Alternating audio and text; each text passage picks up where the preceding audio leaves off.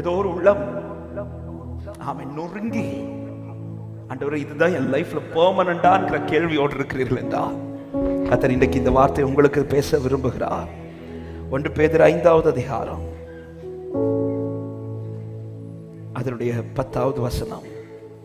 கிறிஸ்து இயேசுவுக்குள் நம்மை தமது நித்திய மகிமைக்கு அழைத்தவராயிருக்கிற சகல கிருபையும் பொருந்தின தேவன் தாமே கொஞ்ச காலம் பாடு அனுபவிக்கிற உங்களை சீர்படுத்தி, ஸ்திரப்படுத்தி, பலப்படுத்தி நிலைநிறுத்துவாராக.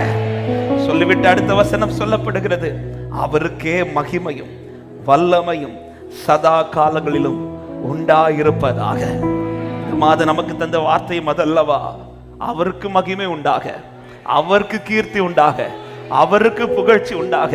உனக்கு நான் நன்மை செய்வேன் என்று சொன்ன தேவன் இன்றைக்கு உள்ளத்தை பார்த்து கர்த்தர் சொல்லுகிற வார்த்தை, கொஞ்ச காலம் பாடு அனுபவிக்கிற உன்னை கர்த்தர் சீக்கிரத்திலே ஸ்திரப்படுத்தி பலப்படுத்தி நிலை நிறுத்துவார் என்று விசுவாசிக்கிறவங்க சத்தமா ஆமென் சொல்லுங்க பார்க்கலாம். ஆமென். காத்திரு, நீ வெயிட் பண்ண. இது அநேக நாட்கள் அல்ல, இது கொஞ்ச காலம். இந்த பாடுகள், இந்த நிந்தைகள், இந்த அவமானங்கள், இந்த தலைகுனிவு, இந்த தோல்விகள், நிற்க முடியாத இந்த சூழல்கள், இது கொஞ்ச காலம்.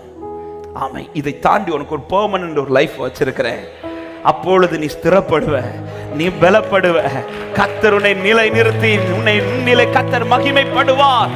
விசுவாசிக்கிறவங்க சத்தமா ஆமென் சொல்லுங்க பார்க்கலாம். இந்த கொஞ்ச காலம் பாடானாலும் இதுல நான் நிற்கணும்னா எனக்கு எது ரொம்ப ரொம்ப அவசியம்னா அவருடைய கிருபை எனக்கு ரொம்ப ரொம்ப அவசியம்.